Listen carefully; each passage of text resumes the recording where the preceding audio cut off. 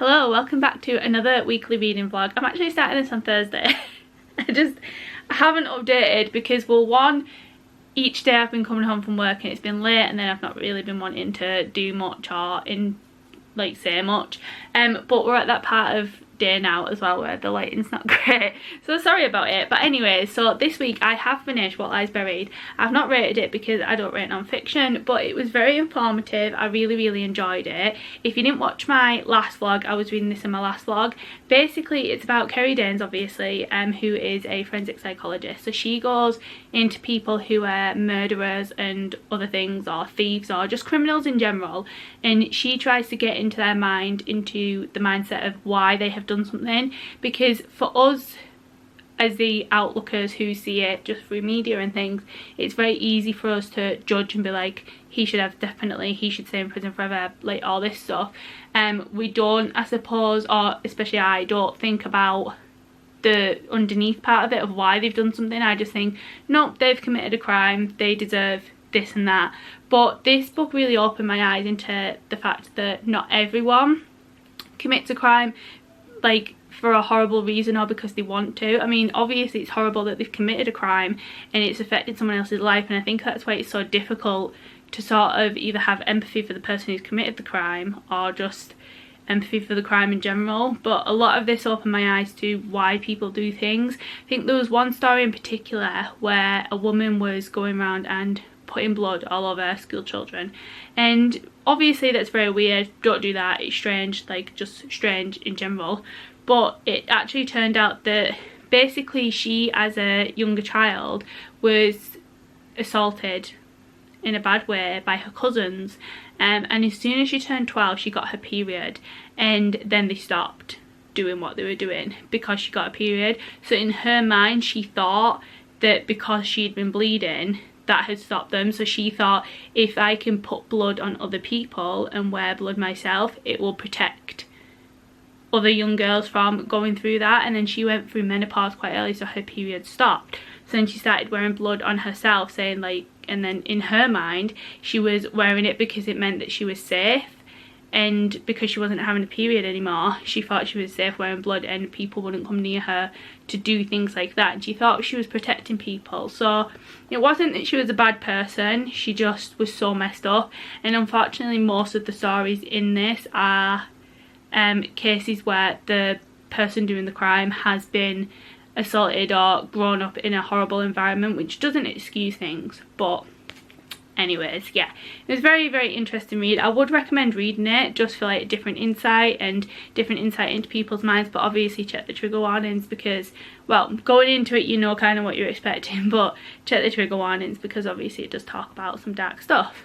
Okay, we've got a different camera angle because my camera just fell over, so if that cut was weird, that's because my camera fell over and didn't know where to cut the thing to stop it. But anyways, yeah, so yesterday I actually decided that I'm going to be doing 75 booked. I'm going to be doing it over on TikTok, and basically, for whoever doesn't know, but I'm sure most people know, 75 booked, from what I'm gathering, is you read every day for 75 days and you read for a certain amount of time, or just whatever rules you want to make up yourself.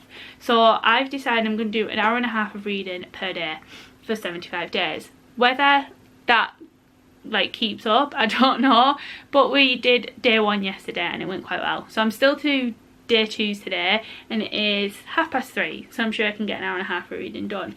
Now this is where I was surprised, because I've started reading Flawless by Elsie Silver, and I was a bit nervous going into this one because I really like Paisley Hope's cowboy romance books, the Silver Pine series. So I thought going into another cowboy romance, it was either going to be, I'm not going to like it because I like a different cowboy romance already, or, you know, I kind of like just wasn't going to give it a chance. But this is my on my little TBR thing for January, which is a new to me author, so that's Elsie Silver.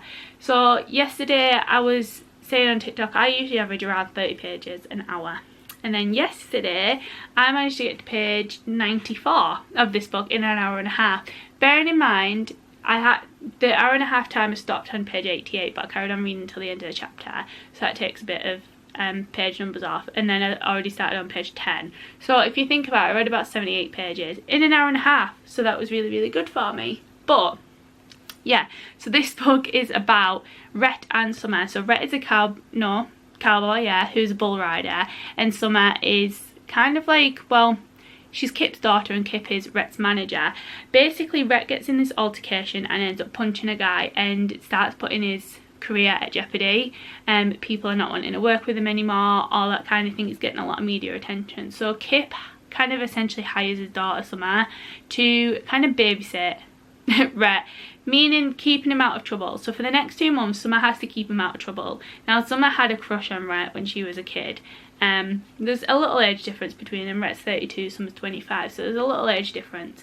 So now she's gone to live on Rhett's ranch with them, but my camera's gonna die. 1 second. Sorry for the quick camera change. I've changed to my phone because my camera battery died and I don't have another battery for my phone. But anyways, as I was saying about Flawless, so Summer has actually moved into Rhett's ranch so she can live there with Rhett while he stays out of trouble, but also Rhett's 2 brothers live there, and his dad as well, and his nephew, I think, too. So yeah, we've got a lot of people living there. But at the moment, I'm just really enjoying the banter between them. I think it's flowing really well. They kind of like are pretending they don't like each other, but you can tell they secretly do. That's the kind of vibe that we're getting.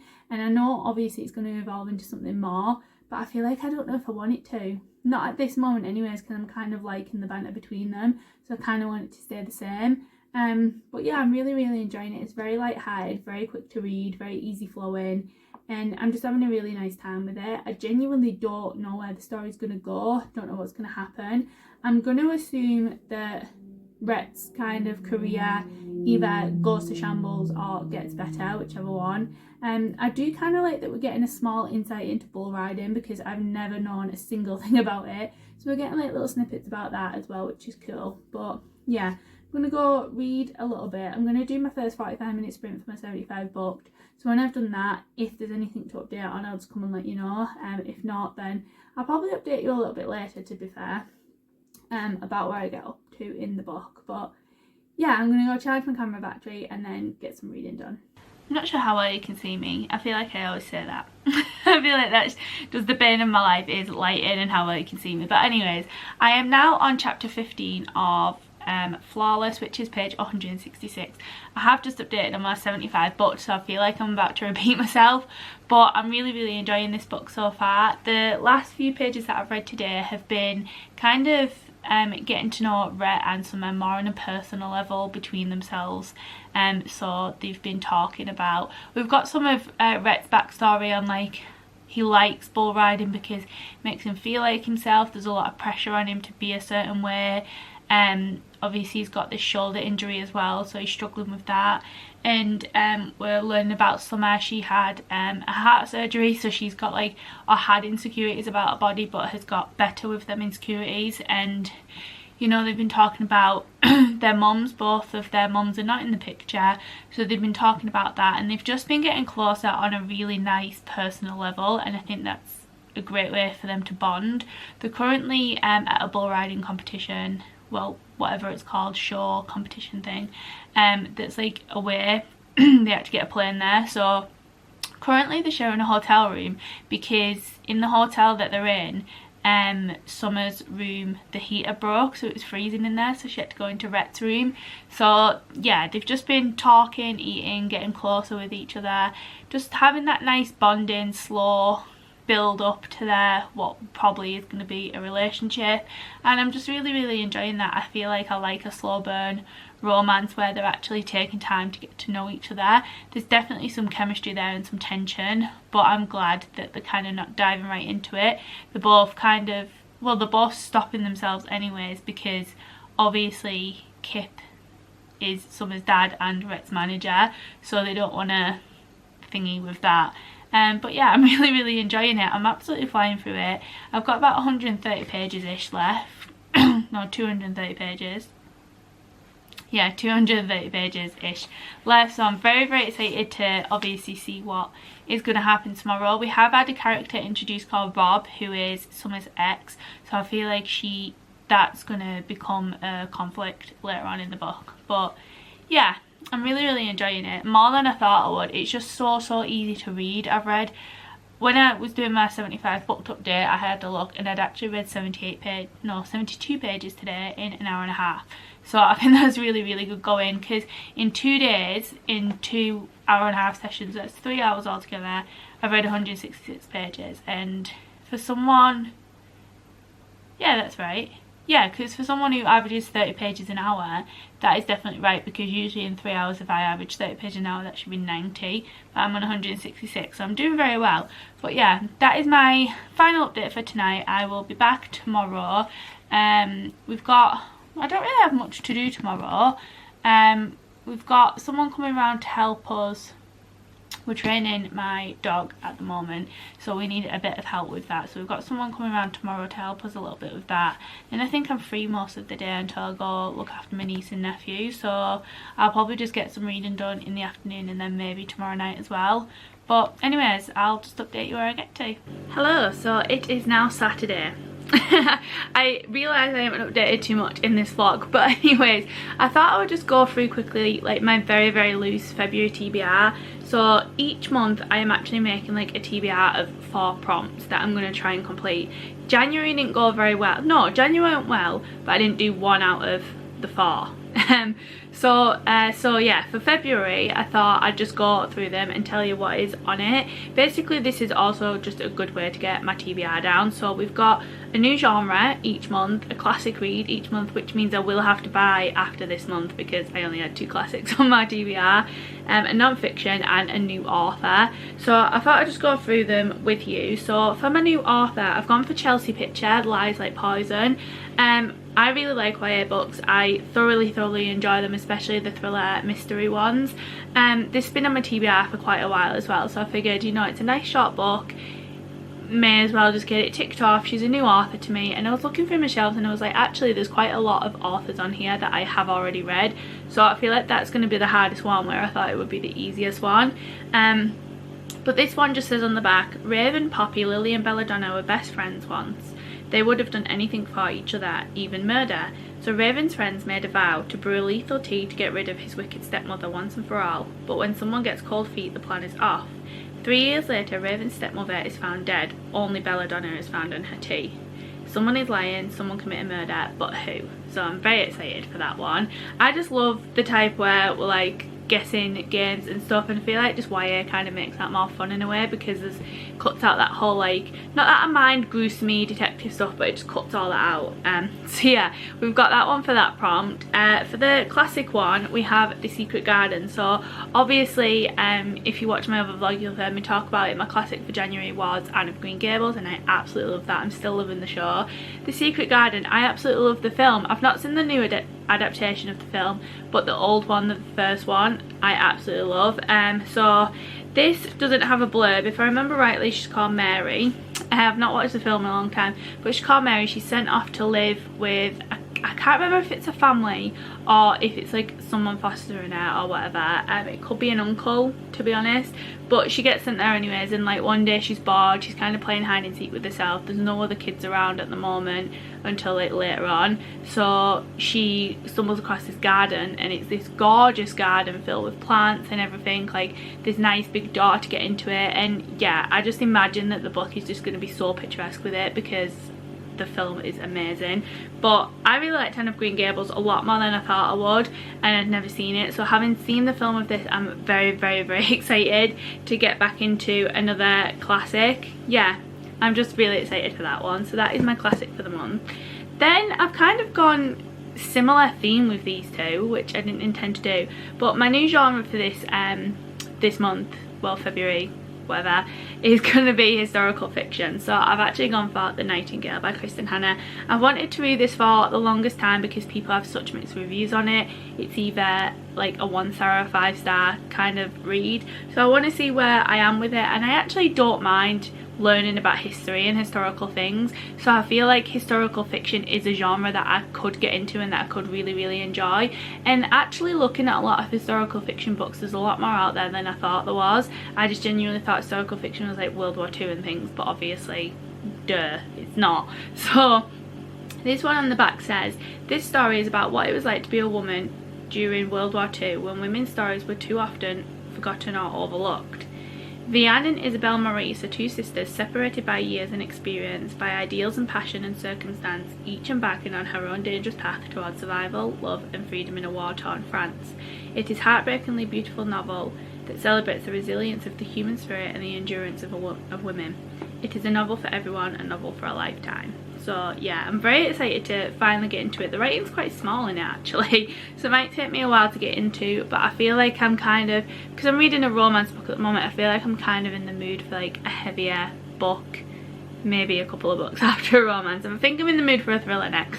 But yeah, this one I'm definitely excited for, more so because I just want to see if it'll make me cry. Books tend not to really make me cry, so if it can make me cry then we're kind of on to a winner, I guess.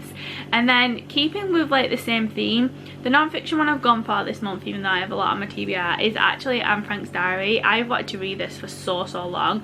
It's just, I don't know why, it's just always stood out to me, it's always intrigued me. Like I said, I love learning about history, so this has always been one that I've really wanted to read. So I thought, you know what, I'm going to pick it up and get it, and I'm going to read it as soon as possible. So this says on the back, in the summer of 1942, fleeing the horrors of the Nazi occupation, Anne Frank and her family were forced into hiding in the back of an Amsterdam warehouse.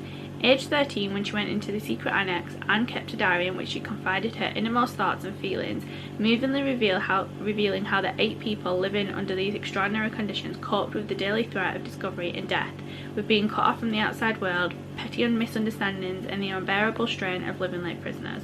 An intimate record of tension and struggle, adolescence and confinement, anger and heartbreak.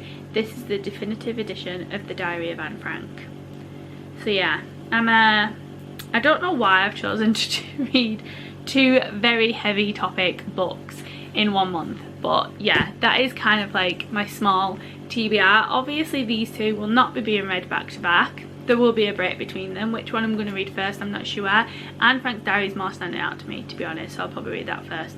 But yeah, that is my very small TBR for February. I feel like I would have done January's a lot easier had I not decided halfway through the month to start doing weekly vlogs instead of challenges. So a lot of the time I was trying to read books for videos that you're never going to see now. But yeah, that kind of like ruined it a bit. So I feel like if I'd have just mood read from the start, we would have finished the other one. But it was a sci-fi book, so I'm not actually that not disheartened about it. But yeah, that is my February haul. I am still reading February TBR. I'm still reading Flawless. I'm not going to give you my thoughts at the moment because I'm almost finished. I've got about 110 pages left, quite far through. All I will say is I'm really enjoying it. I don't think it's going to be a 5-star. It's definitely going to be a 4-star. Could end up being a 5-star. But yeah, I'm really enjoying it. I'm not going to give you my thoughts yet because I may as well just wait until I finish the book at this point. But yeah, that is my small update. So I will probably come to you tomorrow because I'm going to get this finished tonight. I'll probably come back to you tomorrow and let you know my thoughts on Flawless. Sorry for the weird angle. I feel like I've just been saying that this whole video. But I did finish Flawless last night. I'm not going to say too much about it because I feel like I've already said a lot of my thoughts. But I did rate it 4 stars. I really enjoyed it. I thought it was great chemistry between the characters were well written. It was just a great book overall. I had a very fun time reading it. I like to get into know the characters separately as well as together. There are a lot of different hidden things. Obviously, like Summer, there's a lot of things that she's struggling with in her personal life and her family life and things like that you don't really get to see until she starts talking about them. And then obviously Rhett is struggling with his injuries and not knowing about his feelings fully for Summer because he's never really felt for a girl before, and you know, him wanting to do bull riding but his family don't want him to do bull riding, so he was struggling a lot with that as well. And just kind of, I guess, finding his place in the world of what he needs or wants to do, especially at 32 years old. But overall, a very good book. I really enjoyed it. The next one, Heartless, is about Cade and Willa. So Cade is Rhett's brother and then Willa is Summer's best friend. So I'm very excited to read that one and see what that one's like, and I just had a great time reading it. But yeah, that wraps up what we've read this week and another weekly reading vlog. Hopefully we'll start strong in February. So the next one will be obviously the start of February. Currently it's the 1st of February and I don't have a book to read, and I do need to find one for my 75 book today, so I'm gonna have a look and see what I want to read. I don't think any of my February TBR is jumping out at me at the moment, so I don't know what I'm going to read, but you'll find out anyways in next week's video. So yeah, thank you very much for watching. If you did enjoy, please like, comment and subscribe. That would help me a lot, and I will see you next week for a new vlog. Bye.